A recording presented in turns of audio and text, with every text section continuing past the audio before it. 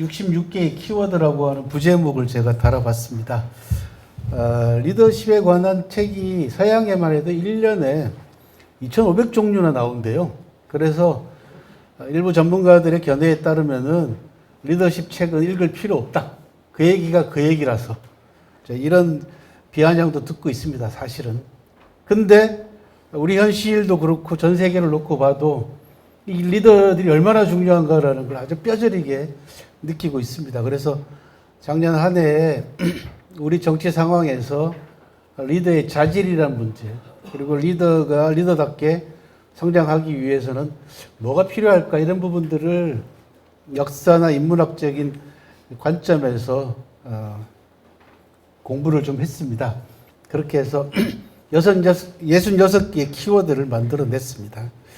오늘부터 시작해서 워밍업 시간부터 시작해서 마칠 때까지, 우리 3기 끝날 때까지 이야기를 한번 나눠보도록 하겠습니다. 최근에 제가 들은 유명한 말 가운데 요 세 가지가 제가 가슴에 담아서 여러분들에게 소개를 해드립니다. 내 앞을 가로막고 있는 것이 벽이 아니라 문일지도 모른다.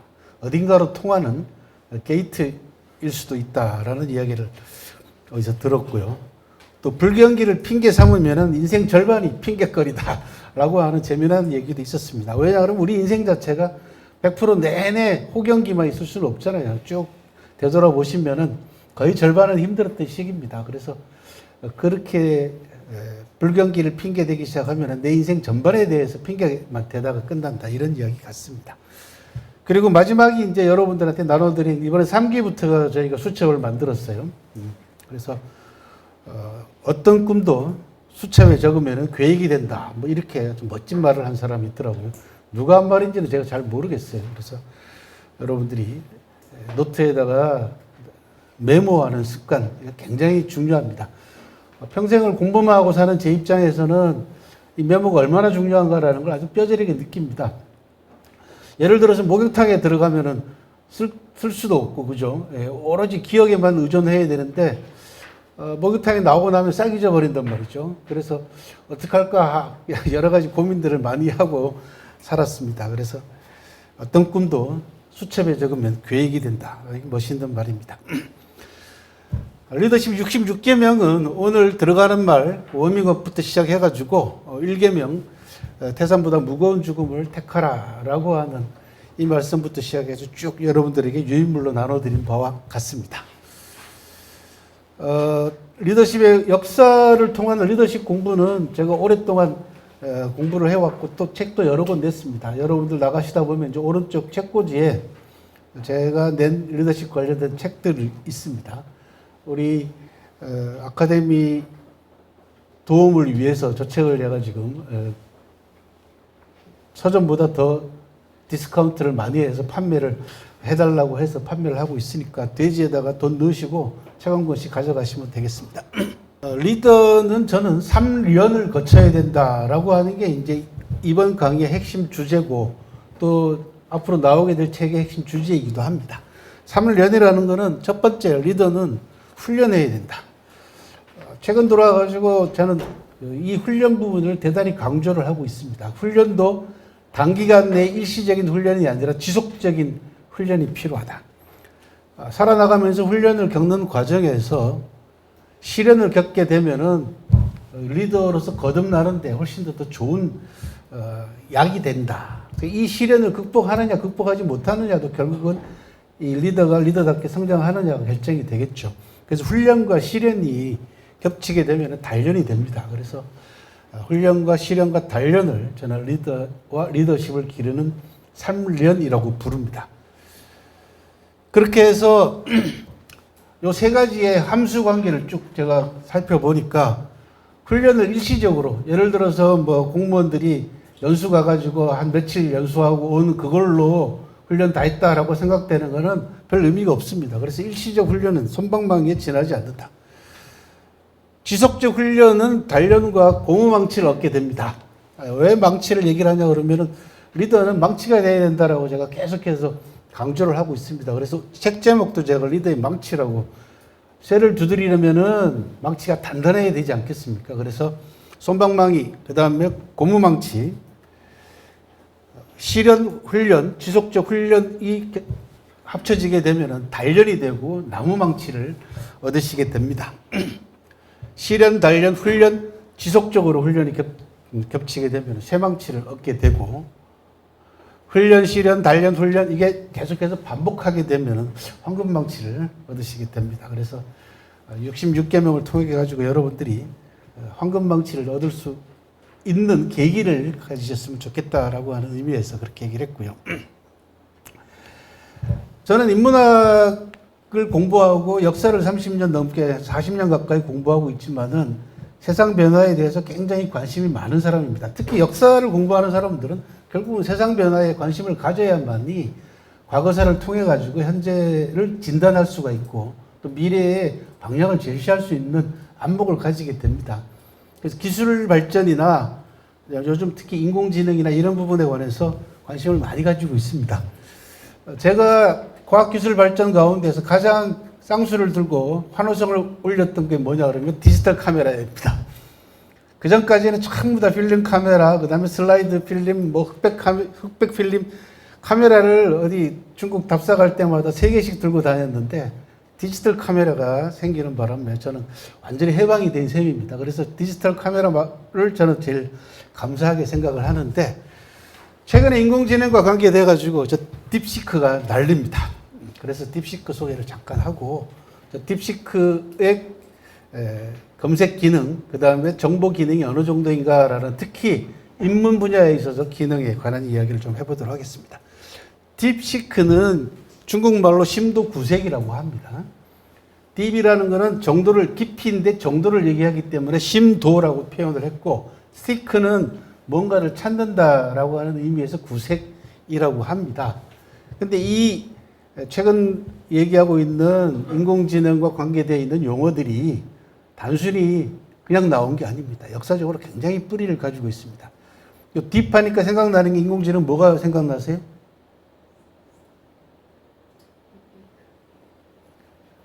이세돌이 바둑 둘 때 알파고하고 바둑을 뒀잖아요. 인공지능하고. 그때 나온 개념이 뭐였습니까?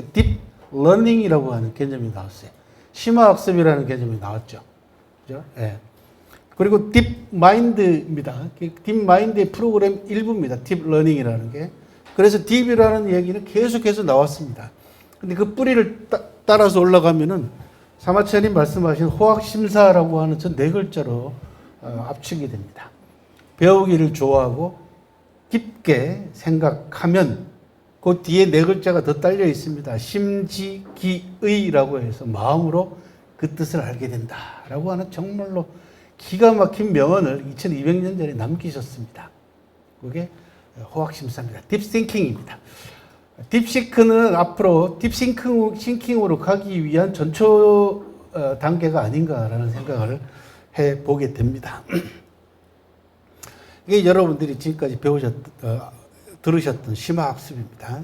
딥러닝, 그 다음에 심층 호학심사, 그리고 딥시크 그 단계가 지금 와 있고, 이 딥시크를 개발한 회사는 항주 심도구색 인공지능 기초기술 연구유한공사 양문봉이라고 하는 85년생입니다.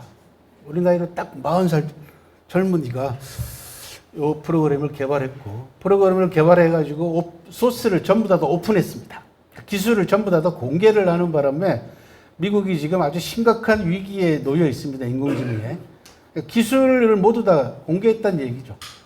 그리고 더 문제는 구글을 비롯한 미국의 인공지능 프로그램들이 개발하는데 보통 수백억 달러씩 들어가는데 500만 달러밖에 안 들었다는 게 현재까지 정설입니다.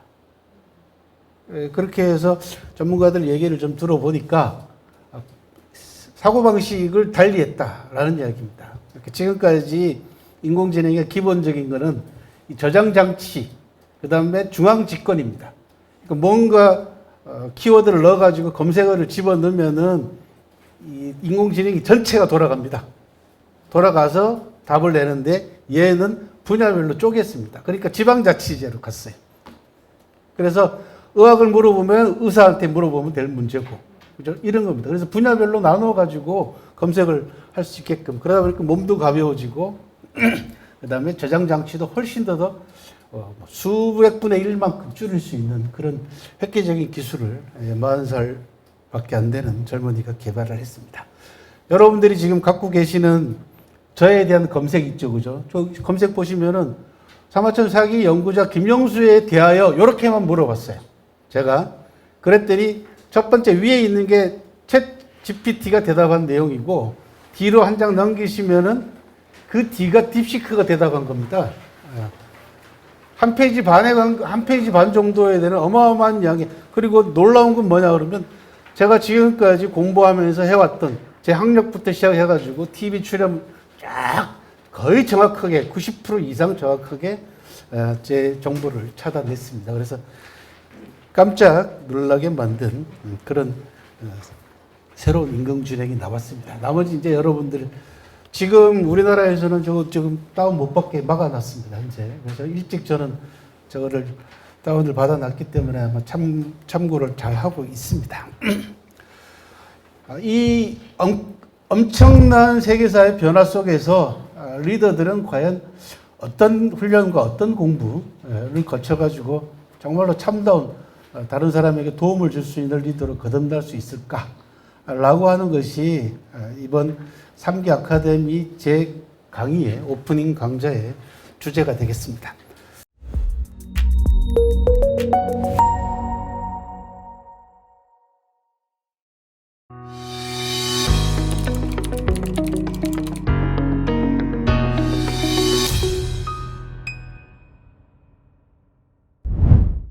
태산보다 무거운 죽음을 택하라라고 하는 겁니다. 생사 문제에서 우리는 벗어날 수 없습니다. 어차피 우리가 살아나가는 과정은 죽어가는 과정하고 똑같습니다. 그래서 내 죽음이 어떤 의미를 가질 것인가라는 부분들에 대한 고민을 하셔야 된다는 얘기죠. 유별나게 우리나라 분들이 죽는 이야기 하면 어르신부터 시작해가지고 재수없다 그러고 막 야단을 쳤어요. 저도 어릴 때부터 할아버지한테 야단 많이 먹고 살았습니다. 죽는 이야기만 하면 아버지한테도 마찬가지였습니다. 근데 우리 가만히 생각해 보면은 내 죽음에 과연 어떤 준비와 어떤 대비를 하고 있는가 이런 부분들을 한번 되돌아보시길 바랍니다. 그래서 죽음의 문제를 피하지 마라라는 이야기입니다. 사마천이라는 역사가가 이런 말씀을 남겼습니다. 인고유일사, 사람은 누구나 한 번은 죽는다. 어떤 죽음은 새털보다 가볍고 어떤 죽음은 태산보다 무겁다.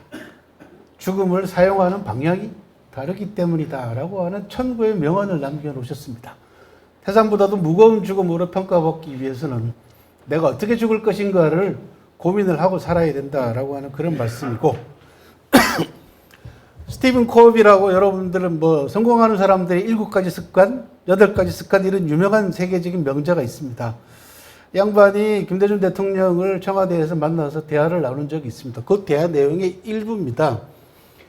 스티븐 코비 박사의 이런저런 이야기를 듣고 난 다음에 김대중 대통령께서 당신은 그 원칙들을 위해 죽을 각오가 돼 있냐라고 하니까 있습니까? 하니까 거기까지는 생각하지 못했다 라고 스티븐 코비가 얘기를 합니다. 하지만 나는 내 원칙을 지키려고 애를 쓰고 있다라고 얘기했습니다. 그랬더니 김대중 대통령이 그걸로는 부족하다. 그러면서 당신의 그 정치적 순환을 얘기를 합니다. 뭐 안기부부터 시작해가지고 죽이려고 굉장히 많은 애를 썼지 않습니까? 그리고 전향시키려고 무던 애를 썼죠. 뭐 고문도 과하고. 그랬더니 안기부 정적들이 죽이겠다고 협박을 합니다. 그러면은 나를 죽여라. 그러면 나는 한 번만 죽으면 된다.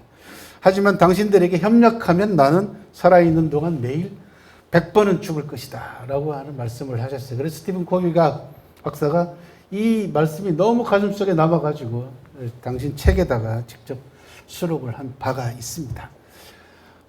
죽는다라는 건 두렵습니다. 나이가 들어갈수록 점점 더 그 두려움의 그림자가 더 강하게 밀려올 겁니다. 그때마다 여러분들은 지나온 역사 속에서 위인들이 살았던 삶, 또 그들이 삶과 죽음의 직면에서 어떤 자세와 어떤 태도와 어떤 이야기를 남겼는가를 공부하시면 도움이 되지 않을까. 사마천은 48살에 자기 자신의 성기를 자르는 궁형을 자청한 분입니다. 억울하게 황제에게 괘씸죄에 걸려서 옥에 갇혔다가 사형 선고를 받습니다. 모반죄, 반역죄에 몰려가지고. 사형수가 살아남을 수 있는 두 가지 방법 가운데 하나는 돈을 내는 방법이었고, 또 하나는 성기를 자르고 내시가 되는 길밖에 없었습니다.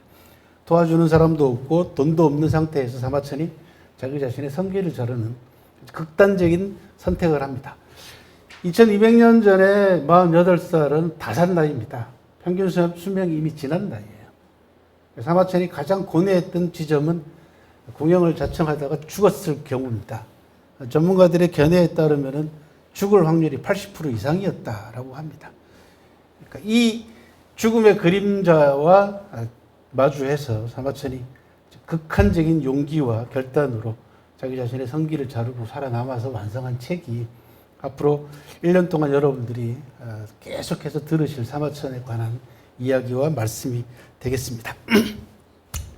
사마천의 선택은 위대한 죽음을 예비하기 위한 참다운 용기에서 비롯된 처절하고 장엄한 선택이었고, 그런 선택이 역사서를 남기게 만든 원동력이 됐고, 결과적으로 사마천으로 하여금 아까 말씀드린 대로 사람은 누구나 한 번 죽지만 어떤 죽음은 태산보다 무겁고 어떤 죽음은 새털보다 가볍다. 죽음을 사용하는 방향이 다르기 때문이다라고 하는 이런 생사관을 낳게 만든 원천이 아니었나 그런 생각이 듭니다. 제 강의는 이런 식으로 진행이 됩니다. 제1계명, 그 다음에 역사적인 사례, 그 다음에 말씀들 이렇게 얘기를 합니다. 죽음을 망각한 생활과 죽음이 시시각각으로 다가옴을 의식한 생활은 두 개가 완전히 다른 상태이다. 전자는 동물의 상태에 가깝고 후자는 신의 상태에 가깝다. 이게 톨스토이가 남긴 유명한 명언입니다. 스티븐 커비 박사는 삶은 경력이 아니라 사명이다. 모든 교육과 지식의 목적은 자기 자신을 찾고 자신의 이름으로 자신을 위해 삶의 사명을 완수하는 것이다 라고 하는 말로 우리가 이건 많은 생각을 만들게 해주는 그런 말씀들이었습니다.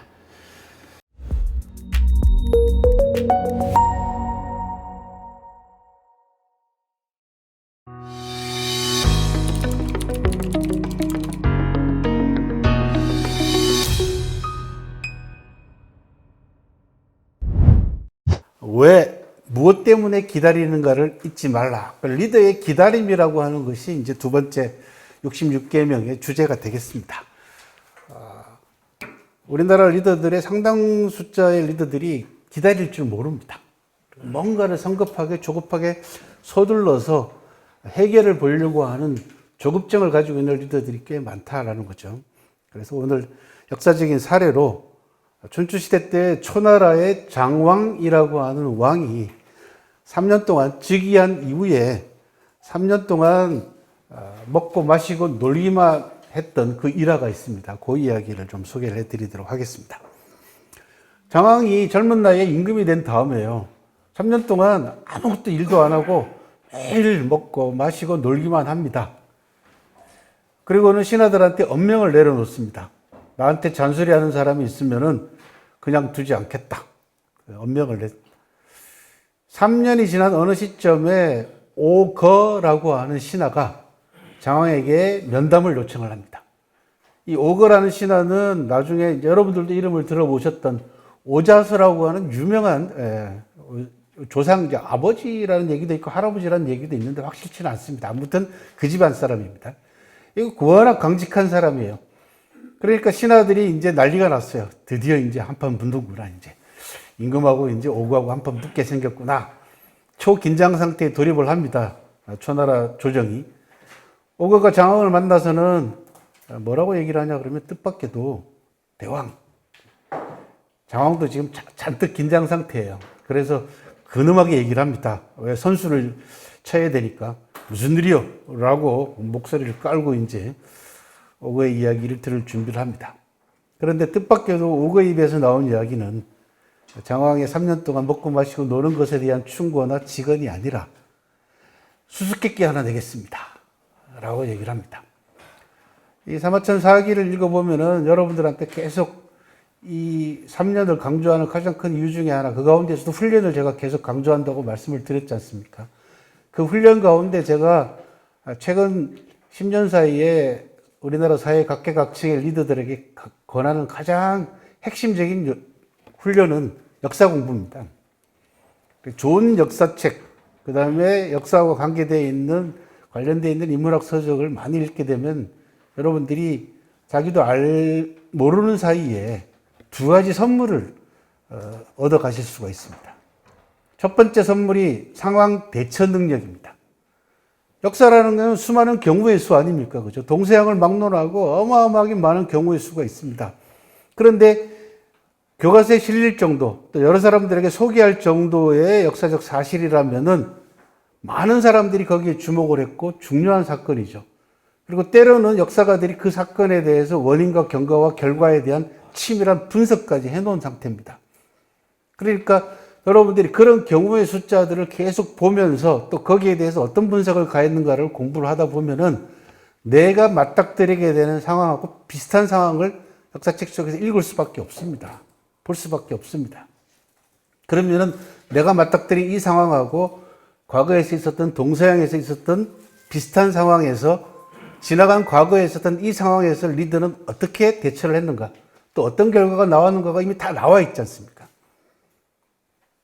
그렇게 해서 공부를 하다 보면 내가 맞닥뜨리는 상황에 대한 대처 능력이 자연스럽게 생깁니다. 이게 역사 공부가 주는 첫 번째 선물입니다.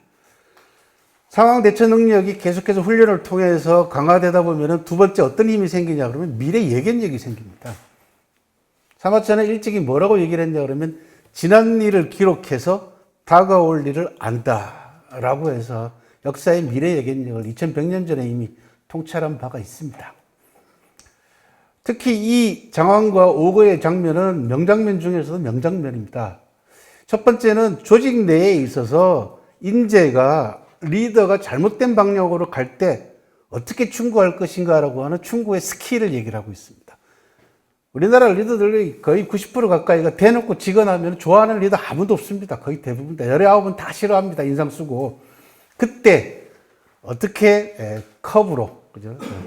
돌려가기를 하느냐가 핵심이지 않습니까? 결국 그것도 공부를 통해서 얻을 수밖에 없습니다. 이런 사례들을 통해서 3년 동안 놀고 먹는 임금에게 아주 강직한 신하인 오거가 면담을 요청했을 때에는 누구나 다 돌직구를 날릴 거라고 예상을 했죠. 그런데 뜻밖에도 오거가 그게 아니라 수수께끼를 내겠다라고 얘기를 합니다. 그랬더니 장왕도 깜짝 놀라면서 무슨 수수께끼요? 그랬더니 이렇게 얘기를 합니다. 오거가 대왕 침소 앞에 있는 큰 나무에 3년 전부터 큰 새 한 마리가 날아와서 둥지를 틀고 살고 있는데 이놈의 새가 어찌 된 일인지 3년 동안 날지도 않고 울지도 않습니다. 라고 얘기를 합니다. 여기서 나온 유명한 사자성어가 불비불명이라고 하는 사자성어입니다. 안 읽을 자 날비자, 날지도 않고 안 읽을 자 울명자, 울지도 않는다. 요즘 우스갯소리로 얘기하면은 어떤 세계예요? 이렇게 물어본 겁니다. 임금한테. 그랬더니 장왕이 알았어, 돌아가시오. 나가는 오거의 뒤통수에 대고 장왕이 이렇게 얘기를 합니다. 내가 그 새가 어떤 새인지는 모르겠지만 3년 동안 날지도 않고 울지도 않았다면 만약에 한 번 날았다 하면 하늘을 찌를 것이고 일비충천이라고 합니다. 한 번 울었다 하면 세상 사람을 깜짝 놀라게 만들 새인 같다. 일명경인이라고 합니다. 일비충천, 일명경인이라고 합니다. 그러니까 장왕도 오거가 무슨 얘기를 하고 싶은지 알아들었고 오거도 장왕의 답을 뒤로 하면서 아주 기쁜 마음으로 우리 임금이 다른 생각이 있었구나 라고 확인을 하고 나가는 과정입니다. 이게 삼전불원의 유명한 고사입니다. 그 이후로 장왕이 떨치고 일어나서 초나라를 전면 개혁해서 춘추시대 때 초나라를 5패 가운데 5명의 패주 가운데 세 번째 패주가 됩니다. 핵심은 뭐냐 그러면 장왕이 놀고 먹은 게 아니라는 겁니다. 누구랑 같이 일할 것이며 내 조직은 어떤 특성을 가지고 있으며 누구를 멀리할 것인가를 아주 꼼꼼하게 살피면서 그러려면은 진지하게 드러내놓고 했다가는 신하들이 위장을 하거나 그죠 위선을 떨거나 자기 정체를 감춘단 말이죠. 그러니까 신하들의 마음을 완전히 풀어놓게 만든 상태에서 면밀하게 누구하고 일할 것이며 누구를 물리칠 것인가를 살폈다라는 겁니다. 이게 중국의 리더들이 가지고 있는 특성 가운데 하나입니다. 사마천은 이런 사례를 통해 가지고 그 기다림을 통해서 무엇인가를 성취했느냐 아니냐를 떠나서 그 기다림 속에 녹아있는 리더의 고뇌, 울분, 뭐 이런 것들에 대한 아주 깊이 있는 통찰을 하고 있습니다. 그리고 역시 마찬가지로 실현과 단련 그리고 지독한 훈련을 가정하고 리더가 그런 3년을 기다렸다. 그런 이야기입니다. 이게 불비불명이고 사자성어로 얘기하면 비필충천입니다. 한번 날았다 하면 하늘을 반드시 찌른다 라고 하는 거죠. 리더의 기다림은 준비되어야 되고 훈련해야 되고 그 과정에서 크게 날 수 있는 나름대로의 준비 과정이 필요하고 그런 사례를 초나라 장황이라는 사람이 3년 불언이라고 하는 고사를 통해서 잘 보여주고 있다. 여러분들 너무 잘 아시는 피터 드러크라는 사람입니다. 양반의 말씀을 끝으로 오늘 2계명만 하고 우리 윤성원 선생님을 모시도록 하겠습니다. 흥미롭게도 혹독한 역경을 딛고 성공한 사람들은 예외 없이 헝그리 정신을 가지고 있으면서도 겸허하다. 그들에게는 몇 가지 공통점이 있다. 밑바닥 생활이 길었다는 것, 자신에게 힘이 없다는 사실을 잘 안다는 것, 그리고 운 좋게 성공할 수 있었기 때문에 앞으로는 세상을 위해 그리고 다른 사람들을 위해 살려는 것이다.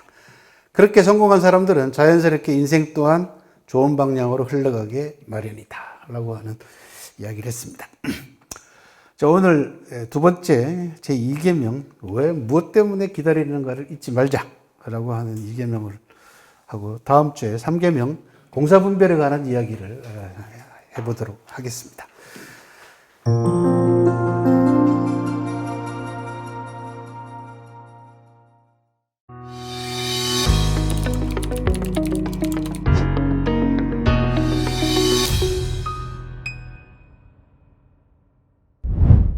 오늘 제3계명 공사구분 이야기를 좀 해보도록 하겠습니다. 우리나라 공직사회 그다음에 뭐 최고 통치자를 비롯한 각계각층의 리더들이 안고 있는 가장 큰 문제 가운데 하나가 이 공사구분입니다. 공과 사가 구별이 되지 않아가지고 사사로운 이익을 꾀하기 위해서 공적인 일까지 다 끌어들여서 탐욕을 채우는 이런 현상들이 비일비재하게 벌어지고 있고 지금도 또 만연합니다. 그래서 이 공사구분의 정신을 어떻게 또 그 자세를 어떻게 확실하게 확립시키느냐의 문제죠. 사실 이 문제는 나이가 어느 정도 들고 나면 고치기 힘듭니다. 그래서 어렸을 때부터 인문학 교육부터 시작해가지고 이런 공적인 마인드를 기를 수 있는 철저한 교육이 필요합니다. 그리고 사회적 분위기가 공익을 앞세우는 사람들을 칭찬하고 이런 사람들에게 표창하고 이 사람들에게 상을 주고 하는 정신적 또는 실질적 보상이 뒤따를 때 양보도 이루어지고 공익을 앞세우게 되는 거 아니겠습니까? 그래서 사회적 풍토도 대단히 중요하다. 우리가 옛날 말에는 뭐라고 얘기했냐 그러면 한 지역의 풍속 또는 풍습 이런 부분들이 얼마나 중요한가라는 부분들을 또 느끼고 있습니다. 이게 사회적 차원으로 확대가 되면은 사회적 기풍이 됩니다. 전체적 기풍이 얼마나 양호한 기풍으로 형성이 되느냐 그렇지 않느냐에 따라 가지고 나라 전체에 큰 영향을 미치게 됩니다. 그래서 오늘 제3계명으로 공과 사의 분별은 리더십의 알파요 오메가다라고 하는 타이틀로 유명한 명언입니다. 선 국가지급 이후 사고야라. 나라에 급한 일이 먼저고 사사로운 감정은 또는 원하는 나중이다 라고 하는 그런 유명한 명언입니다. 여기서 나온 사자성어가 성공후사입니다. 옛날에는 경찰서 앞에도 성공후사 쓰여져 있었고 관공서에도 꽤 많이 성공후사라고 하는 네 글자가 쓰여져 있었는데 요즘은 거의 찾아보기 힘듭니다. 요 성공후사하고 얽힌 이야기는 연파 인상열전에 나오는 유명한 일화들이 두 가지가 있습니다. 그 가운데 하나, 말단 세금 징수원이었던 조사라는 사람이 조나라의 유력자인 평원군 이 사람이 그 왕 못지않은 권력을 누렸어요. 근데 세금을 내지 않아. 세금을 내지 않았던 건지 미뤘던 건지는 모르겠는데 이 말단 세금 징수원인 조사가 평원군의 지배에서 일하고 있는 9명을 처형을 해버립니다. 돈 안 낸 걸로. 세금을 안 냈다고 해서. 그랬더니 평원군이 화가 나가지고 조사를 잡아다가 네가 내 식객들을 또는 내 사람들을 9명씩이나 죽이다니 내가 너를 그냥 두지 않겠다. 뭐 이렇게 이야기를 합니다. 그랬더니 조사가 평원군에게 이렇게 얘기를 합니다. 이 대목은 여러분들하고 저하고 같이 한번 읽어보도록 하겠습니다. 소리 내서. 지금부터 당신은부터 시작합니다. 시작. 당신은 조나라의 기공자입니다. 그런 당신의 집을 그대로 두고 세금을 내지 않게 한다면 법이 피해를 입게 됩니다. 법이 침범을 당하면 나라가 약해집니다. 나라가 약해지면 제후들이 시비를 걸어올 것입니다. 제후들이 싸움을 걸어오면 나라가 없어질지도 모릅니다. 그렇게 되면 당신이 부귀를 누릴 수 있겠습니까? 당신이 귀한 존재임에도 불구하고 법에 따라 나라에 세금을 낸다면 위아래 모두가 평안해집니다. 위아래가 평안해지면 나라가 강해집니다. 나라가 강해지면 조나라는 튼튼해집니다.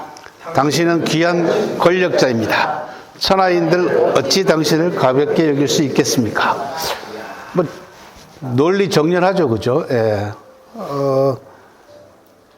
법이 피해를 입게 되면은 나라가 약해집니다. 사사로운 이익을 꾀하게 되면은 결국 내가 약해지면은 상대편이 나를 얕보게 되고 결국은 내가 상대편에게 침탈을 당하게 된다 그런 얘기죠. 나라가 없어지면 네가 무슨 의미가 있겠냐라고 하는 그런 의미입니다. 뭐 오늘날 적용해도 하나도 이상할 게 없는 명문장입니다. 우리는 사실 끊임없이 공과 사의 경계선상에서 선택을 강요받으면서 살고 있습니다. 요거 인간의 감정이라는 게 인성의 약점이라는 게 있어가지고 웬만하면 나하고 가까운 사람하고 그죠? 나의 친인척을 비롯해서 나하고 관계가 있는 사람 쪽으로 기울게 마련입니다. 그 경계선상에서 어떤 선택을 하느냐가 결국은 가장 리더십을 기르는 경계이기도 하고 또 그것 때문에 한 사람의 인격과 자질이 평가를 받게 됩니다. 그래서 리더의 판단이나 결정에 사심이나 사욕이 개입되면은 그 악영향은 조직의 크기에 비례해서 커지기 때문에 그렇지 않습니까? 그죠? 나라의 최고 통치자가 공사 구분이 안 되면은 우리가 겪었던 이런 상황을 겪게 되는 것이고 조직이 크면 클수록 그 피해도 커집니다. 그래서 공사 구분은 철저한 훈련을 통해서 체질화시키지 않으면 안 되겠다 그런 생각을 해봅니다. 폐사 입공, 사사로움을 없애고 공익을 앞세워라 라고 하는 폐사 입공고 요임금이 순임금한테 임금 자리를 양보합니다. 요수는 들어보셨죠, 여러분들? 중국의 가장 유토피아 시대의 임금으로 알려져 있는 요임금하고 순임금은 아버지 아들 관계가 아닙니다. 부자 관계가 아닙니다. 요임금이 민간에서 순을 발탁해가지고 살아 생전에 임금 자리를 물려줍니다. 한 20년 가까이 훈련을 시킨 다음에 통치자 훈련을 시킨 다음에 그랬더니 요임금의 신하들이 아들 놔두고 왜 순에게 임금 자리를 물려주시려고 합니까? 그랬더니 요가 이렇게 얘기합니다. 내가 내 아들 단주입니다. 아들이. 내 아들 단주에게 임금 자리를 물려주게 되면 단주 한 사람에게는 이롭겠지만 천하가 손해를 볼 것이고 내가 순에게 임금 자리를 물려주면 단주 하나는 손해를 보겠지만 천하가 이익을 볼 것이다. 그러면서 이렇게 얘기합니다. 한 사람의 이익을 위해서 천하 사람이 결코 손해볼 수 없다. 라고 하는 사바천 4기 제일 첫 번째 건에 나오는 오제본기에 나오는 최고의 명언입니다. IBM 창업자인 토마스 왓슨은 이렇게 얘기합니다. 나는 내가 싫어하는 사람을 승진시키는 걸 주저하지 않았다. 오히려 정말 뭐가 사실인지를 말하는 반항적이고 고집센 거의 참을 수 없는 타입의 사람들을 항상 고대했다. 만약 우리에게 그런 사람들이 충분히 많고 우리에게 이들을 참아낼 인내가 있다면 그 기업에 한계란 없다. 직언하는 사람을 옆에다 둔다는 것, 이거 대단히 행운입니다. 근데 이 가부장적인 사고방식이 아직도 깊게 배어있는 동양사회에서 특히 우리나라 같은 데에서 조직에서 아랫사람이 윗사람에게 직언한다는 거, 돌직구 날리는 건 결코 쉽지 않습니다. 리더가 끊임없이 그런 직언을 스스로 듣기 위해서 노력하고 길을 열어놓고 한쪽 말만 듣지 않고 겸청하는 거죠. 두루두루 들을 수 있는 그런 마인드를 갖추지 못하면은 사실 아랫사람이 윗사람에게 직언하기는 결코 쉽지 않습니다. 우리 조직에 있어서는 이제 이런 직언해 줄 수 있는 사람들을 이제 요구하는 그런 리더십을 장착해야 되겠다. 그런 이야기입니다.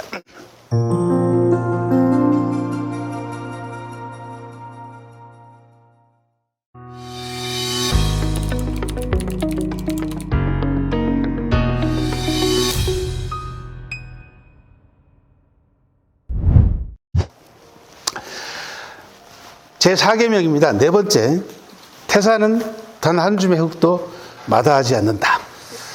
유명한 명언입니다. 우리나라 서예가들이 이거 굉장히 좋아하는 구절입니다. 태산불량 토양이라고 합니다. 원어로는. 또 뒤따라 나오는 백구를 이루고 있는 명언은 하에 불택 세류라고 합니다.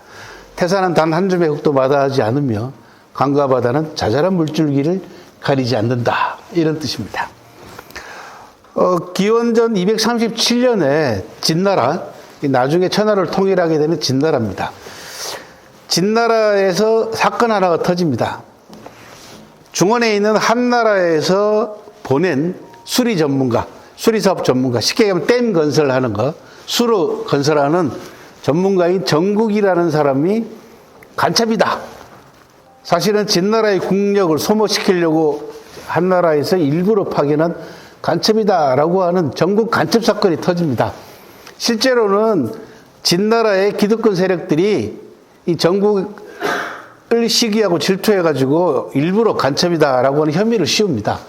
왜 그러냐 그러면 진나라는 옛날부터 기원전 7세기부터 사불문 정책이라고 해가지고 네 가지를 따지지 않는 인재 정책을 시행을 합니다. 그게 뭐냐면 국적을 따지지 않고 민족을 따지지 않고 신분을 따지지 않고 나이를 따지지 않는 2600년 전에 이런 인재 정책을 썼습니다. 진나라가 나중에 천하를 통일하게 되는 가장 중요한 원동력은 이런 외국의 인재들, 신분하고 관계없이 능력만 있으면 인재를 그대로 스카우트하는 인재 정책하고 결코 무관하지 않습니다.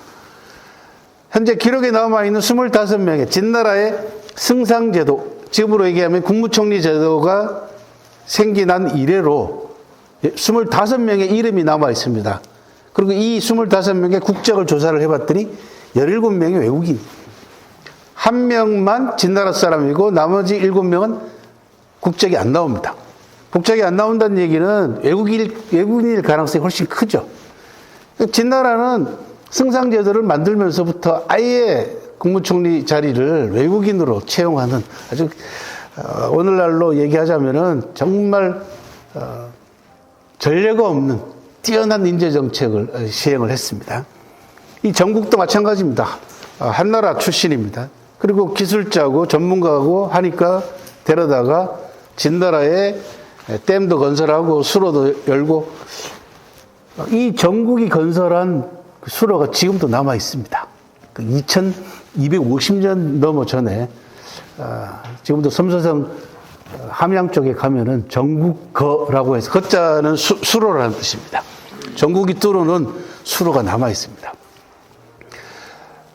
그랬더니 요때 진왕정, 진왕정은 누구냐 그러면 나중에 천하를 통일하는 진시황입니다. 진시황이 진나라에 들어와 있는 모든 외국 출신의 인재들을 다 내쫓아라 라고 하는 축객령이라고 하는 명령을 내립니다. 이때 초나라 출신으로 진나라에 와가지고 외국 출신으로 이제 벼슬 좀 해보려고 준비하고 있던 이사가, 출세 좀 해보려고 했던 이사가 다 내쫓아라 하니까 자기도 내쫓히게 생겼거든요. 그래서 이사가 글을 올립니다. 진시황에게 훗날. 그게 간축객서라는 겁니다. 축객령에 관해서 한 말씀 올립니다 라고 하는 그런 뜻입니다. 그때 이사가 얘기한 유명한 명언입니다. 진나라가 지금 이렇게 강하게 된 가장 큰 이유 중에 하나는 저 오래전에 진나라 목공이라는 분이 네 선조가 사불문 네 가지를 국적, 신분, 나이, 그 다음에 뭐 민족을 따지지 않는 이 사불문 정책 때문에 우리가 이렇게 강해진 거다 진나라가. 그러면서 비유를 한 겁니다. 태산은 단 한 줌의 흙도 마다하지 않았기에 그렇게 높은 것이며 강과 바다는 자잘한 물질 위를 가리지 않았기 때문에 그렇게 넓고 깊은 것입니다. 인재를 비유하는 이야기입니다. 그죠? 요 사불문에다가 하나만 더하면은 완벽한 인재 정책이 됩니다. 뭘까요? 남녀. 예, 남녀만 차별 안 하면 됩니다. 그죠? 그러면은 전 세계에서 가장 선진 인재 정책을 시행하게 되는 꼴이 되겠습니다. 요거는 이사가 간축객수를 올리는 기록화의 한 장면입니다. 리더십의 완성은 현실적으로 보면 올바르고 유능한 인재를 기용하느냐 못하느냐로서 저는 결정이 난다라고 생각을 합니다. 그 다음은 나폴레옹이 남긴 유명한 명언입니다. 인재가 있다는 소문이 들리면 난 앞뒤 가리지 않고 그에게 달려가 도움을 청할 것이다. 인재를 얻을 수만 있다면 그의 비위를 맞추기 위해 염치를 무릅쓰고 아부하는 일조차 마다하지 않겠다. 유명한 여러분들 나폴레옹이 한 유명한 명언입니다. 태산은 단 한 줌의 흙도 마다하지 않는다. 그 뒤는 뭐라고요? 강과 바다는 자잘한 물질기를 가리지 않는다.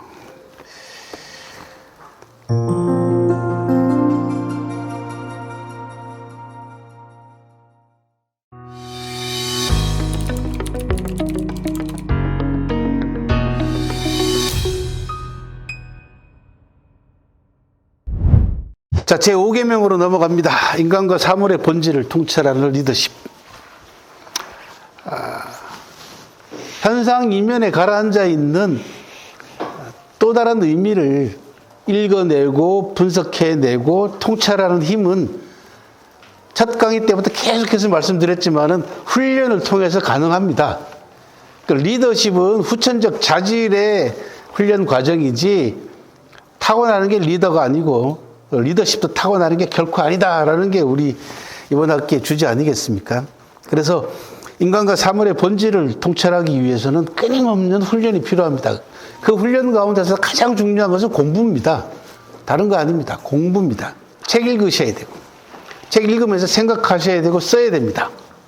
그래서 쓰고 읽고 생각하고 그 다음에 공독이라 그래가지고 같이 읽는 독서 모임 같은 걸 통해 가지고 토론하는 겁니다. 이런 것들이 계속 지속적으로 이루어지게 되면은 제일 첫 번째 제가 프롤로그 강의에서 말씀드렸다시피 황금망치를 가지게 된다 그런 말씀입니다. 견미지청탁이라고 하는 자기 송미자세가에 나오는 유명한 명언입니다. 미세한 것을 보고 맑고 흐린 것을 안다라는 건데 여러분들 기자 아시죠, 그죠? 기자 조선할 때 기자입니다. 은나라 말기 때 현자인 기자가 은나라 임금인 주임금, 여러분들 걸주, 그 폭군의 대명사가 걸주 아닙니까? 걸은 하나라 마지막 왕이고 주는 은나라 마지막 왕입니다. 이 주임금이 밥 먹을 때 상하젓가락을 사용하는 걸 보고 은나라가 곧 망하겠구나라는 걸 알았다는 겁니다. 그러니까 아주 미세한 걸 보고 닥쳐올 일을 안다는 얘기죠. 다가올 일을 안다는 건데 이게 이제 통찰력입니다.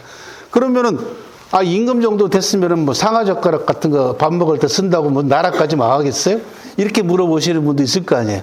근데 그 당시 은나라가 위치했던 나라 그 땅덩어리 내에서는 코끼리가 없어요. 상하젓가락을 쓰기 위해서는 상하가 나는 지역에서 수입을 해와야 될 거 아니겠습니까? 그 당시에 코끼리가 어디서 났냐 그러면 저 동남아시아예요. 이렇게 얘기하면 벌써 그때 동남아시아하고 무역했다고요? 무역했습니다. 왜 그러냐?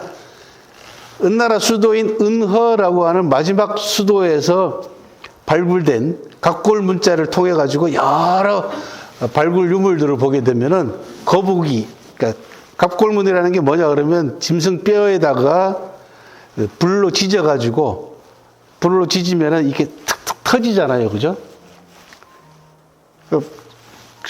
살짝 홈을 파가지고 뒤에서 불로 지지면 이게 툭툭툭 터집니다. 약한 쪽으로. 터지는 선을 보고 요게 선을 뭐라고 얘기하면 조라고 합니다. 그래서 징조, 길조 할 때 조짐할 때 그 조자예요. 생긴 게 선처럼 생겼잖아요. 그 조자가. 그 선의 모양을 보고 기륭을 판단합니다. 이게 은나라 사람들이 점치는 방법이었어요. 그래서 그 짐승 뼈다귀는 수도 없이 많은 종류의 짐승 뼈다귀, 심지어 인고래까지도 했어요. 그리고 점을 친 다음에 그 점친 내용을 그 뼈다귀에다가 새기거나 쓰는 겁니다. 그 가운데서도 가장 큰 사건, 그 나라의 제사나 조상에 대한 제사 같은 것을 기록할 때는 거북이 배껍데기에다가 점을 칩니다. 그 지금까지 발굴된 거북이 배껍데기를 조사를 해봤더니 놀랍게도 동남아시아에서 나는 거북이 배껍데기가 있어요. 확인이 됐습니다. 그러니까 이미 은나라가 그 기원전 1600년에 이제 건국된 걸로 이제 추정을 하고 있고, 망할 때가 기원전 1046년이기 때문에 지금부터 한 3000년 훨씬 넘은 역사를 가지고 있습니다. 이미 3000여 년 전에 은나라가 동남아시아 나라들하고 무역을 했다는 겁니다. 그래서 그 귀한 상하젓가락을 밥 먹는 데 쓰는 걸 보고 기자가 저 인간이 무슨 일인들 못하겠냐, 이게 나라가 큰일 나게 생겼다, 망하게 생겼다라고 통찰을 했다는 겁니다. 실제로 나라가 망했죠, 그죠? 유명한 중국의 그 재미 역사가입니다. 중국 서주사를 전공했던 허타곤 선생은 이런 리더십을 뭐라고 얘기하냐 그러면 계기를 예견하는 리더십이다. 계기는 순우리말로 하게 되면 낌새입니다. 낌새. 무슨 일이 일어나는 현상, 그 이면에 있는 것들, 이런 부분들을 통찰할 수 있는, 예견할 수 있는 리더십이 현대 리더십에서 굉장히 중요하다라고 하는, 역사를 통해 본 리더십이라고 하는 대중 역사책 속에서 허타곤 선생님이 그렇게 말씀을 하셨습니다. 사마천이 남긴 유명한 명언입니다. 가장 좋기로는 자연스러움을 따르는, 즉 백성의 활동을 그대로 내버려 두는 것이고, 그 다음은 이익으로 이끄는 것이며, 그 다음은 가르쳐 깨우치려는 것이고, 그 다음은 가지런히 바로잡는 것이며, 가장 못나기로는 백성들과 싸우는 거다라는 아주 유명한 명언을 남겼습니다. 이게 대개 권력을 잡으면은 국민들하고 맨날 싸우려고 해요. 그죠? 그런 정권들이 많습니다. 그 결과는 결국 쫓겨나는 길 외에는 별다른 방법이 없습니다. 성공하는 기업들의 8가지 습관이라고 하는 유명한 책을 남긴 짐 컬린스라고 하는 컨설턴트는 이런 얘기를 합니다. 경영자는 리더로 바꾸시면 됩니다. 여러분들은 시간을 알려주는 사람이 아니라 시계를 만드는 사람이다. 한 번만 시간을 알려주는 사람보다는 그가 죽은 후에도 계속 시간을 가르쳐 줄 수 있는 시계를 만드는 사람이 훨씬 가치 있는 일을 하는 사람이다. 뛰어난 아이디어를 가졌거나 카리스마적인 지도자가 되는 것은 시간을 알려주는 것이고, 한 개인의 일생이나 제품의 라이프 사이클을 뛰어넘어 오랫동안 번창할 수 있는 기업을 만드는 것은 시계를 만드는 것이다 라고 하는 그런 말씀을 남겼습니다. 자, 계기를 통찰할 수 있는 리더십, 역시 어떤 사물과 현상의 이면을 꿰뚫어 볼 수 있는 힘은 공부에서 나온다 라는 말씀을 드립니다.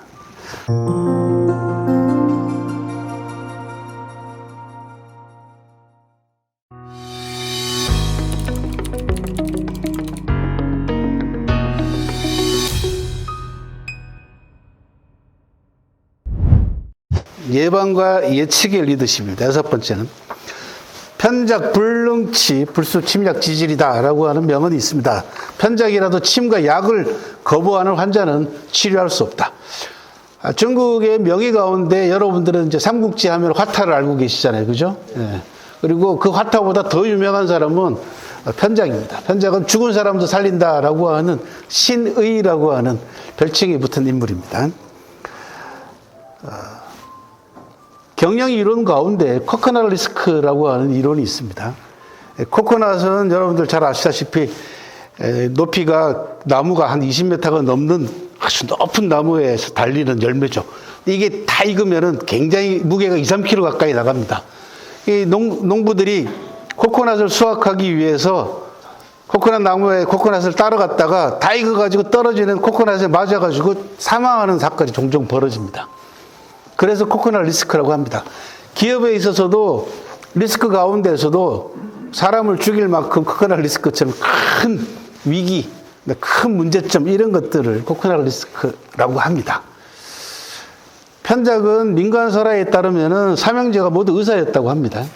한 번은 위나라를 방문을 했는데 위나라 임금이 짓궂게도 편작에게 듣자하니 당신 형제 사명자가 모두 의사라는데 누가 실력이 제일 좋냐라고 물어봅니다. 그랬더니 편작이 말 끝나기도 무섭게 제일 큰 형님이 제일 실력이 제일 좋고요. 그 다음에 작은 형이 그 다음이고 제가 제일 떨어집니다. 그랬더니 위나라 왕이 아니 근데 왜 나는 네 이름밖에 모르냐. 그랬더니 편작이 이렇게 얘기합니다. 저희 큰형님은 병이 생기기 전에 예방하는 의사입니다. 제 작은 형은 초기 병을 고치는 의사입니다. 저는 중병만 고치기 때문에 남들이 볼 땐 찌르고 째고 이런 모습을 보기 때문에 제가 용한 것처럼 보일 뿐입니다. 라고 하는 아주 유명한 일화를 남겨놨습니다. 사마천은 편작의 입을 빌려가지고 6종류의 불치병론이라고 하는 유명한 또 한 장면을 얘기를 하고 있습니다. 성인이 병의 징후를 예견하여 명의로하여금 일찌감치 치료하게 할 수 있다면 예방이죠. 그죠? 어떤 병도 고칠 수 있고 몸도 구할 수 있다. 사람들은 병이 많다고 걱정하고 의사는 치료법이 적다고 걱정한다. 그래서 6가지의 불치병이 있다고들 한다. 첫째, 교만하여 도리를 무시하는 불치병. 둘째, 몸은 생각하지 않고 재물만 중요하게 여기는 불치병. 셋째, 먹고 입는 것을 적절하게 조절하지 못하는 불치병. 넷째, 음양이 오장과 함께 뒤섞여 기를 안정시키지 못하는 불치병. 다섯째, 몸이 극도로 쇠약해져 약도 받아들이지 못하는 불치병. 여섯 번째, 무당의 말만 믿고 의사의 말은 믿지 않는. 이 역사 공부가 얼마나 중요한가 여러분들 아시겠죠, 그죠? 이게 딱 현재 상황하고 똑같이 그대로 들어봤습니다, 그죠? 예. 이런 것들 중 하나라도 있으면 병은 좀처럼 낫기 어렵다. 즉, 기업이 됐든 조직이 됐든 나라가 됐든 간에 문제점들을 정확하게 진단해가지고 미리미리 위기와 위험을 예방하는 그런 리더십을 발휘해야지 그 리더가 좋은 리더로 평가를 받을 수 있다. 그런 말씀으로 이해를 하시면 되겠습니다. 지나간 남일을 잊지 않아야 훗날의 스승이 될 수 있다. 아주 유명한 이야기입니다. 전사지불망 후사지사야다. 중국의 남경에 가면은 남경 대도살기념관이라는 게 있습니다. 일본이 남경을 침공해가지고 한 달 동안 무려 30만 명을 학살한 현장입니다. 우리는 남경 대학살기념관이라고 부르죠. 근데 실제로 남경에 가서 보시면 남경 대도살기념관이라고 적혀 있습니다. 그 남경 대도살기념관 메인홀에 걸려있는 유명한 명언이기도 합니다. 과거를 잊지 말아라. 그런 얘기입니다. 그 처음과 끝을 탐구하고 그 흥망성쇠를 보되 사실에 근거해서 결론을 지었다. 사마천이 역사를 연구하는 방법이자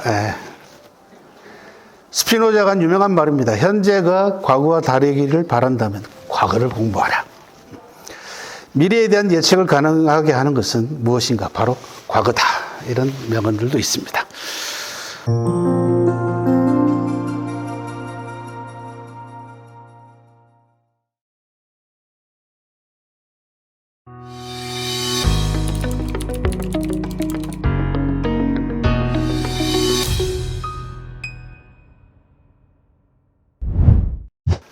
실계명은 진퇴 문제입니다. 나가고 물러가는 문제는 굉장히 예민한 문제예요. 지금처럼 그 평균 수명이 100세 시대로 접어든 이 시대에 있어서 이 진퇴 문제는 더 아주 예민한 문제가 됐습니다. 그래서 사실 진퇴 문제가 원활하게 잘 이루어져야만이 한 조직이나 한 사회가 신진대사가 잘 된다는 얘기죠. 순환이 잘 돼서 세대 교체도 잘 이루어지고 하는데 이게 나가야 될 사람들이 나가지 않으면 물러나야 될 사람들이 물러나지 않으면은 동맥경화에 걸립니다. 조직도 마찬가지고 사람 몸처럼. 그래서 이 진퇴 문제에 대해서는 누가 나가라고 억지로 내몰기 전에 그죠? 자기 스스로가 내가 언제 물러나야 될 것인가를 고민을 해야 된다는 얘기죠. 한 조직 내에 있을 때부터. 그리고 이제 인생 2모작에서 인생 3모작이 됐지 않습니까? 전에는 대개 직장에서 뭐 60세 전후 해가지고 은퇴하면 그걸로 끝이었어요. 그런데 은퇴하고도 한 세대를 더 살아야 되니까 요 노년을 어떤 방식으로 보내야 될 것인가를 이제 고민을 해야 됩니다.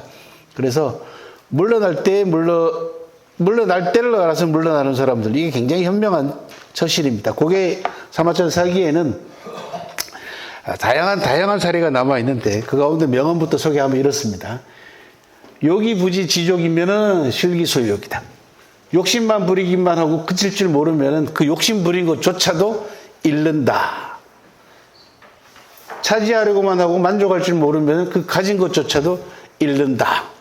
이건 단순하게 재물 이야기가 아닙니다. 자기가 어떤 자리에 있으면서 그 자리에 욕심을 내는 것도 똑같은 이야기입니다. 그래서 문을 알 때를 알아야 된다는 얘기죠. 사마천 사기에 나와 있는 인물 가운데에서 때를 알아서 적절하게 가장 현명하게 물러난 인물로는 장량이라는 사람이 있습니다. 저 오른쪽에 보이는 저 바위돌에 새겨져 있는 글이 성공불거라고 되어 있어요. 장량사당입니다. 장량사당에 가면 거의 대부분 다 지지, 멈출 줄 알아야 된다. 브레이크를 잘 잡아라 그런 이야기고, 성공불거, 성공한 자리에는 오래 머물지 마라 라고 하는 그런 이야기들이 많이 기록이 되어 있습니다. 그래서 장량은 유방을 도와가지고 항우를 물리치고 한나라를 건국하는데 절대적인 공을 세운 사람입니다. 핵심 참모였단 말이죠. 그런데 한나라가 건국되자마자 은퇴합니다. 그런데 은퇴할 때 장량이 보여준 지혜가 재밌어요. 그게 뭐냐 그러면 평소 때 늘 사람들한테 나는 뜻을 이루고 나면은 산속으로 은퇴해가지고 유유자적 도사처럼 논일고 싶다. 계속 입에 달고 살아요. 나는 물러날 거다. 나는 물러날 거다. 이거 굉장히 중요합니다. 왜 그러냐 그러면 첫 번째는 자기 자신과의 약속의 문제잖아요. 다른 사람한테 계속해서 내가 물러나겠다고 얘기를 했으면은 자기 말에 책임을 져야 되는 부분이고, 또 하나는 권력자를 안심시키는 방식이에요. 큰 공을 세운 사람은 그 창업 단계에 있어서 한신처럼 그 세운 공이 주인을 떨만게 할 정도로 큰 공을 세워. 이거 공고진주라고 합니다. 공이 높은데 어느 정도로 높으냐 그러면 주인을 떨게 할 정도로 높은 공을 세운 사람들은 항상 견제의 대상이에요. 그래서 정권이 들어서고 나면 뭐합니까? 숙청을 하잖아요. 그죠? 공신숙청이 이루어지는 이유가 거기 있습니다. 장량은 유방이라고 하는 사람의 속성을 잘 알고 있기 때문에 끊임없이 물러날 겁니다. 나는 물러날 거라고 얘기를 함으로써 주인을 안심시키는 그런 행동을 보여줍니다. 그리고 실제로 인생 절정기에서 물러납니다. 장량이라는 사람이 있고요. 또 한 사람은 범녀라는 사람입니다. 춘추시대 때 범녀도 월나라 구천을 도와가지고 오나라 부차를 패배시키고 오나라를 멸망시키는데 절대적인 공을 세운 인물이죠. 이 범녀도 나라의 절반을 주겠다라고 하는 구천의 제안도 물리치고 은퇴해서 사업가로 변신해서 3번을 억만금을 벌어서 3번 다 부를 사회에 환원하고 말년을 아주 편안하게 보냈다라고 하는 그런 사례들이 남아 있습니다. 범녀입니다. 그죠? 그래, 범녀가 한 유명한 말입니다. 귀한 명성을 오래 지니고 있으면 상스럽지 못하다.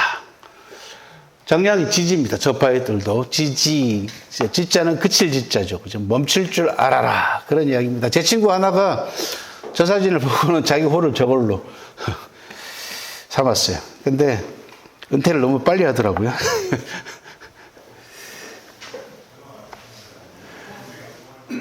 유니소스 에너지 전 회장인 제임스 피터넬리라는 사람이 한 말입니다. 나쁜 결정은 딱 2가지다. 하나는 결정의 시기를 놓치는 것이고, 다른 하나는 전에 내린 결정이 잘못됐음을 알면서도 바꾸지 않는 것이다. 결정을 내릴 때 굉장히 신중해야 되는 건 틀림없습니다만은, 이 역시 우리 강의의 주제인 평소 때 리더가 공부를 통해서 훈련하고 단련하지 않으면은 내가 물러날 시기인지 아닌지를 모릅니다. 왜? 내 주변에 있는 사람들이 못 물러나게 하거든요. 내가 권력을 쥐고 있거나 자리에 있으면은 그 권력과 자리로부터 파생되는 작은 권력과 작은 부스러기들 때문에 나를 이용하려고 하는 사람들이 늘 생깁니다. 그러니까,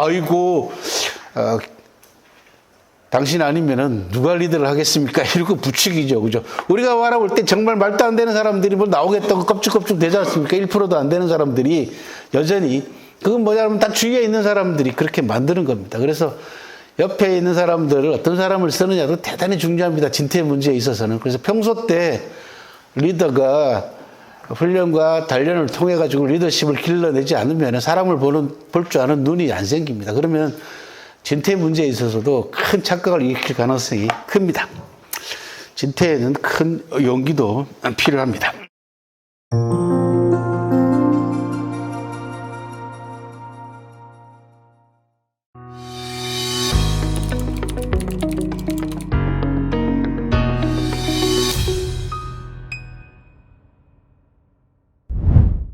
자, 제8계 명성은 실천의 열매이다. 이렇게 제목을 제가 붙여봤어요.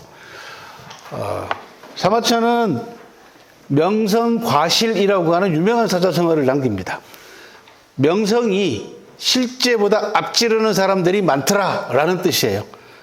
그러니까 오늘날처럼 이 언론을 비롯해가지고 온갖 SNS를 통해가지고 자기 이름을 알리려고 하는 사람들이 굉장히 많지 않습니까? 심지어 정치가들은 뭐라고 얘기합니까? 내 부고만 아니면은, 그죠? 내 부고만 아니면은 어떤 형태로든지 자기 이름이 언론에 실리는 게 좋다라고 하는 말도 안 되는 그런 얘기까지 있을 정도 아닙니까? 그러니까 이름을 알리려고 온갖 수단과 방법을 가리지 않습니다. 그러다 보니까 이번에 뭐 여러분들 그 내란당의 대통령 후보들이 뭐 토론인가 뭔가 하는 거 보고 제가 기함을 했습니다. 어떻게 저렇게 수준 낮은 사람들이, 수준 낮은 정도가 아니라, 천박하게 짝이 없는, 결국은 평소 때 제가 늘 강조하는 말씀 가운데 하나가 언격이 인격이다. 말의 격이 그 사람의 격이다. 그리고 품격을 결정한다. 이게 리더가 갖춰야 될 삼격이라는 겁니다.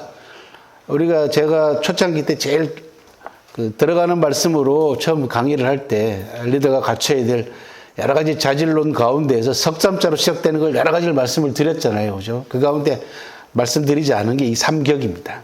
언격. 말의 격을 수준을 높이고 차원을 달리하려면 평소 때 공부하지 않으면 말의 격이라는 게 올라가질 않습니다.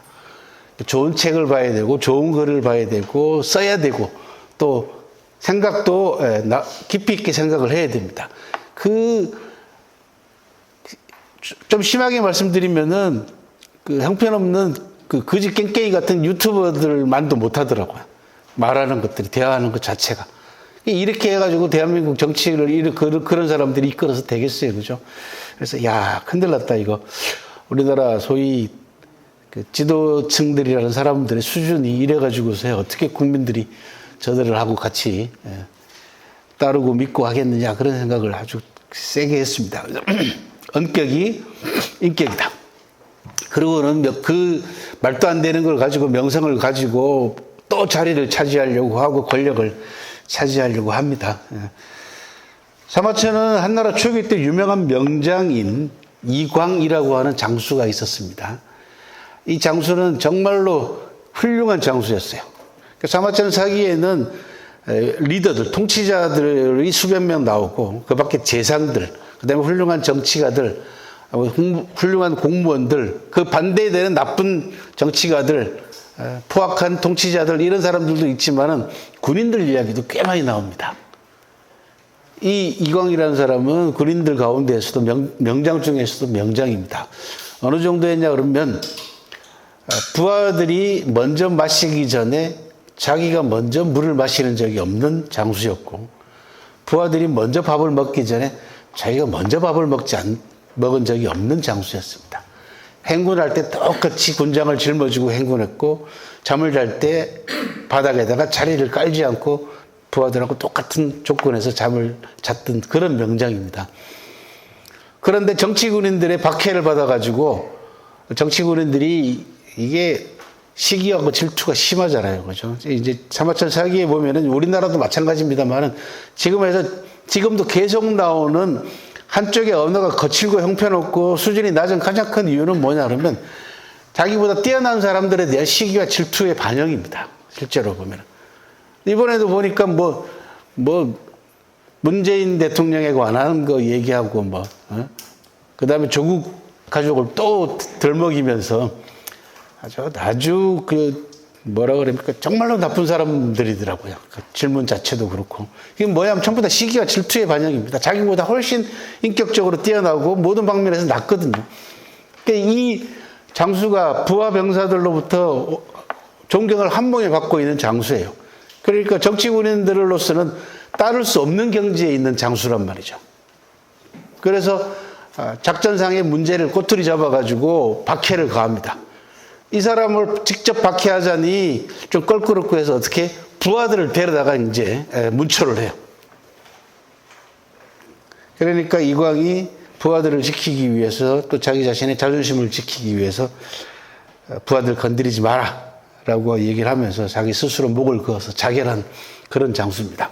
사마천이 가장 존경했던 장수이기도 합니다. 그러면서 속담을 이용해서 한 유명한 명언입니다. 도리불언이나 하자성애다.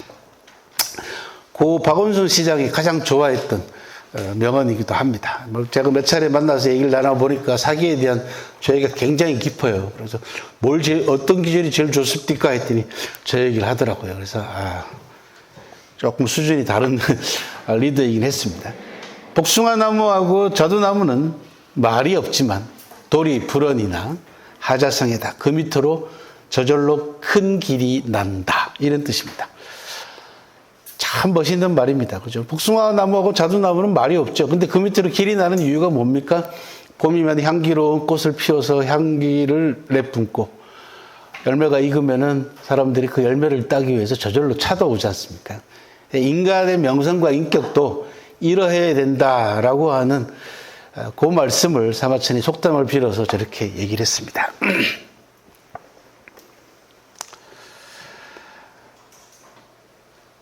고현무라고 하는 유명한 명말 청초 때 유명한 학자이자 사상가입니다. 그 위기의 사상가 이렇게 부르는 인물들입니다. 상당히 진보적인 사고방식을 가지고 있었던 인물인데 공직자가 갖춰야 될 기본적인 자세로서 얘기를 하면서 탐과 놀이들에 대해서 저렇게 질타를 했습니다. 불렴적 무소불치다.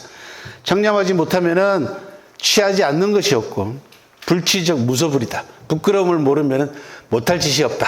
라고 하는 딱 우리나라 현실을 정확하게 찝어가지고 이미 400년 전에 저런 명언을 남겼습니다.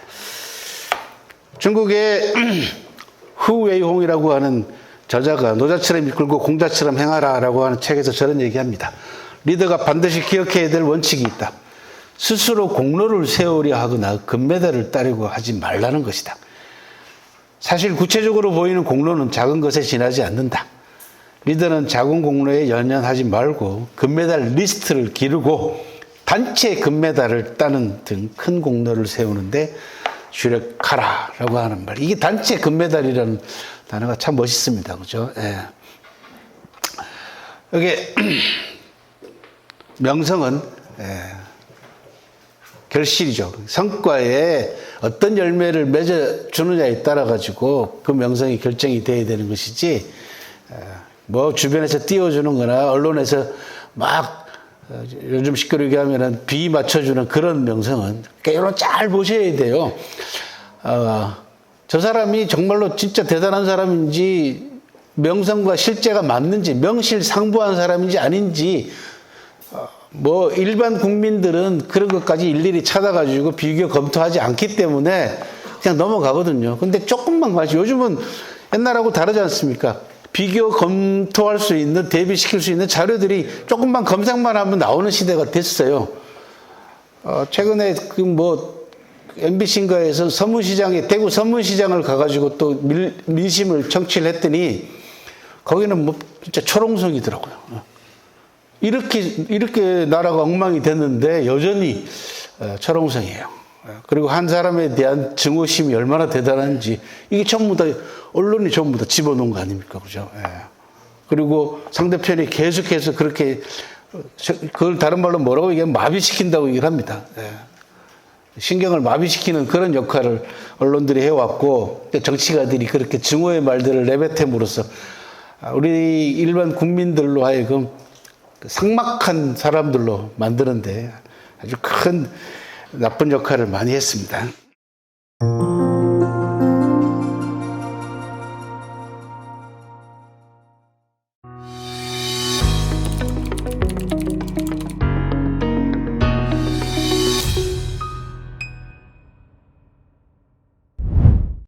제9계명입니다. 얻는 것과 지키는 것의 차이를 터득하라. 우리가 그런 얘기 많이 합니다. 특히 기업하는 분들을 얘기할 때 창업보다 수성이 더 힘들다. 그런 얘기는 들어보셨죠. 그죠? 뭔가를 새롭게 만들 때는 정말 앞뒤 돌아보지 않고 과감하게 뭔가를 밀고 나가서 만들어냅니다. 그 과정에는 뭐 약간의 문제점 있는 행동이나 리더십에 약간의 문제가 있어도 다 따라줍니다. 왜? 창업이라고 하는 큰 목표를 가지고 돌진하기 때문에. 근데 수성할 때에는 굉장히 디테일한 테크닉이 필요합니다. 그래서 이런 얘기가 나옵니다. 장기적인 이익을 꾀하지 못하는 자는 눈앞의 일도 처리하지 못하고 전체 국면을 계획하지 못하는 자는 부분적인 문제도 처리하지 못한다. 작은 일을 못하는 사람은 큰 일도 못합니다. 인간이 살아나가면서 돌뿌리에 걸려 넘어지지 산에 걸려 넘어지지 않습니다. 그죠?